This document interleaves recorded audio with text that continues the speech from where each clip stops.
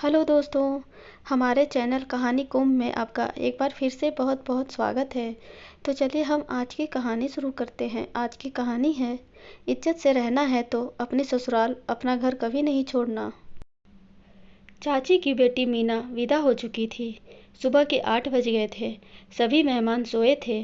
पूरा घर अस्त व्यस्त था, लेकिन मीना की बड़ी बहन अनुराधा दीदी जाग गई थीं और घर में बिखरे बर्तनों को इकट्ठा करके रसोई में रख रही थीं।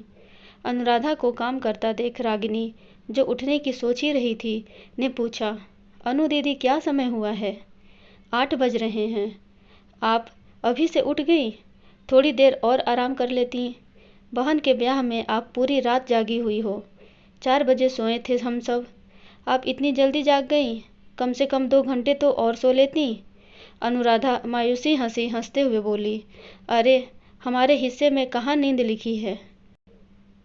घंटे भर में देखना, एक एक करके सब लोग उठ जाएंगे और उठते ही सबको चाय नाश्ता चाहिए।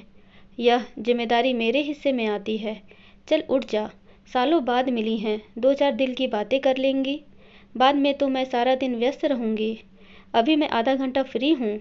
रागिनी अनुराधा दीदी के कहने पर झट से बिस्तर छोड़कर उठ गई। यह सच था कि दोनों चचेरी बहनें बरसों बाद मिली थीं। पूरे 12 साल बाद अनु दीदी को उसने ध्यान से देखा था। इस बीच न जाने उन पर क्या क्या बीती होगी। उसने तो सिर्फ सुना ही था कि दीदी ससुराल छोड़कर मायके रहने आ गई हैं। वैसे तो 1-2 घंटे के लिए कई बार मिली थीं वे, पर रागिनी ने कभी इस बारे में खुलकर बात नहीं की थी। गर्मी की छुट्टियों में अक्सर अनु दीदी औरंगाबाद आती तो हफ्ता भर साथ रहती। खूब बनती थी दोनों की, पर सब समय की बात थी। रागिनी फ्रेश होकर आई तो देखा अनु दीदी बरामदे में कुर्सी पर अकेली बैठी थी। आ जा यहाँ, अकेले में गप्पे मारेंगे। एक बार बचपन की यादें ताज़ा कर ले, अनु दीदी बोली और फिर दोनों चाय की चुस्कियाँ लेने लगी। दीदी, आपके साथ ससुराल वालों ने ऐसा क्या किया कि आप उन्हें छोड़कर हमेशा के लिए यहाँ आ गई? रागिनी, तुझसे क्या छिपाना, तू मेरी बहन भी है और सहेली भी। दरअसल मैं ही अकड़ी हुई थी, पापा की सिर चढ़ी लाडली थी, अतः ससुराल वालों की कोई भी ऐसी बात जो मुझे भली न लगती, उसका जवाब दे देती थी। उस पर पापा हमेशा कहते थे कि वे एक कहें तो तू 4 सुनाना। पापा को अपने पैसे का बड़ा घमंड था, जो मुझ में भी था। दीदी ने चाय का घूंट लेते हुए आगे कहा, गलती तो सबसे होती है, लेकिन मेरी गलती पर कोई मुझे कुछ कहे मुझे सहन न था। बस मेरा तेज स्वभाव ही मेरा दुश्मन बन गया। चाय खत्म हो गई थी। दीदी के दुखों की कथा अभी बाकी थी, अतः आगे बोली, मेरे सास ससुर समझाते कि बेटा, इतनी तुनक मिजाजी से घर नहीं चलते। मेरे पति सुभाष भी मेरे इस स्वभाव से दुखी थे, लेकिन मुझे किसी की परवाह न थी। 1 वर्ष बाद बेटे अभी का जन्म हुआ तो मैंने कहा कि 40 दिन बाद मैं मम्मी पापा के घर जाऊंगी। यहाँ घर ठंडा है, बच्चे को सर्दी लग जाएगी। मैं दीदी का चेहरा देख रही थी। वहाँ खुद के संवेगों के अलावा कुछ न था। मैं जिद करके मायके आ गई तो फिर नहीं गई। 6 महीने, 1 वर्ष, 2 वर्ष, जाने कितने बरस बीत गए। मुझे लगा एक न एक दिन वे जरूर आएंगे मुझे लेने, लेकिन कोई न आया। कुछ वर्ष बाद पता लगा सुभाष ने दूसरा विवाह कर लिया है और फिर अचानक फपक फपक कर रोने लगी। मैं 20 वर्ष पूर्व की उन दीदी को याद कर रही थी जिन पर रूप सौंदर्य की बरसात थी। हर लड़का उनसे दोस्ती करने को ललायत रहता था, किंतु आज 35 की उम्र में 45 की लगती थी। इसी उम्र में चेहरा झुर्रियों से भर गया था। मुझे अपलक उन्हें देखते काफ़ी देर हो गई तो वे बोली, मेरे इस बूढ़े शरीर को देख रही हो, लेकिन इस घर में मेरी इज्जत कोई नहीं करता। देखती नहीं मेरे भाइयों और भाभियों को? वे मेरे बेटे अभी और मुझे नौकरों से भी बदतर समझते हैं। पहले सब ठीक था, पापा के जाते ही सब बदल गए। भाभियों की घिसी साड़ियाँ मेरे हिस्से आती हैं तो भतीजों की पुरानी कमीज पैंटें मेरे बेटे को मिलती हैं। इनके बच्चे पब्लिक स्कूलों में पढ़ते हैं और मेरा बेटा सरकारी स्कूल में। 15 वर्ष का है, अभी 7वीं में ही बैठा है। 3 बार 7वीं में फेल हो चुका है। अब क्या कहूँ? और दीदी ने साड़ी के किनारे से आंखें पोंछकर धीरे से आगे कहा, भाई अपने बेटों के नाम पर ज़मीन खरीदते जा रहे हैं, पर मेरे बेटे के लिए क्या है? कुछ नहीं। घर के सारे लोग गर्मी की छुट्टियों में घूमने जाते हैं और हम यहाँ बीमार मम्मी की सेवा और घर की रखवाली करते हैं। तू तो अपनी है, तुझसे क्या छुपाऊं।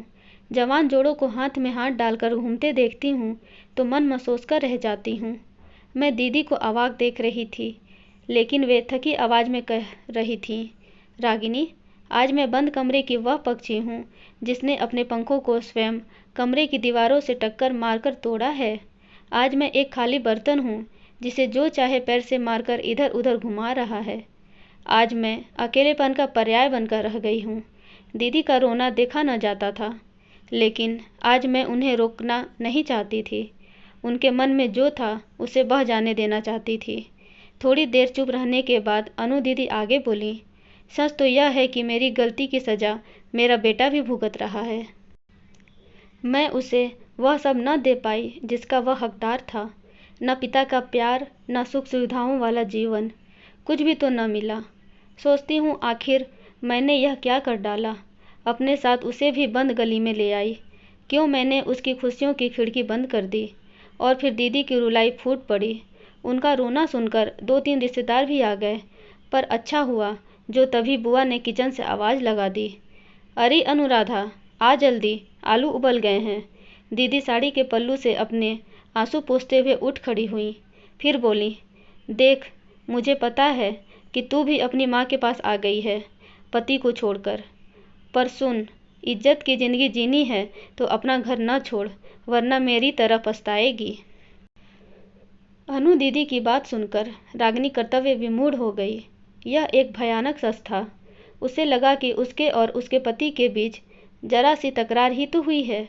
रागिनी के पति ने किसी छोटी सी गलती पर उसे चाटा मार दिया था, पर बाद में माफ़ी भी मांग ली थी। फिर रागिनी की माँ ने भी उसे समझाया था कि ऐसे घर नहीं छोड़ते। उसने तुझसे माफ़ी मांग ली है, वापस चली जा। रागिनी सोच रही थी कि अगर कल को उसके भैया भाभी भी अभी की तरह उसके बेटे के साथ दुर्व्यवहार करेंगे तो क्या पता मेरे साथ भी दीदी जैसा ही कुछ होगा। फिर नहीं नहीं कहकर रागिनी ने घबरा कर आंखें बंद कर ली और थोड़ी देर बाद ही पैकिंग करने लगी, अपने घर यानी अपने ससुराल, उसके पति के घर जाने के लिए। उसे बंद खिड़की को खोलना था जिसे उसने दंभवश बंद कर दिया था। बार बार उसके कानों में अनुराधा दीदी की यह बात गूंज रही थी कि रागिनी, इज्जत से रहना चाहती हो तो घर, अपना घर, अपनी ससुराल कभी न छोड़ना।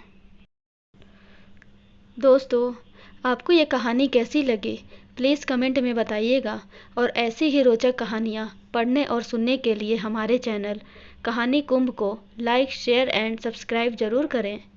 Thank you.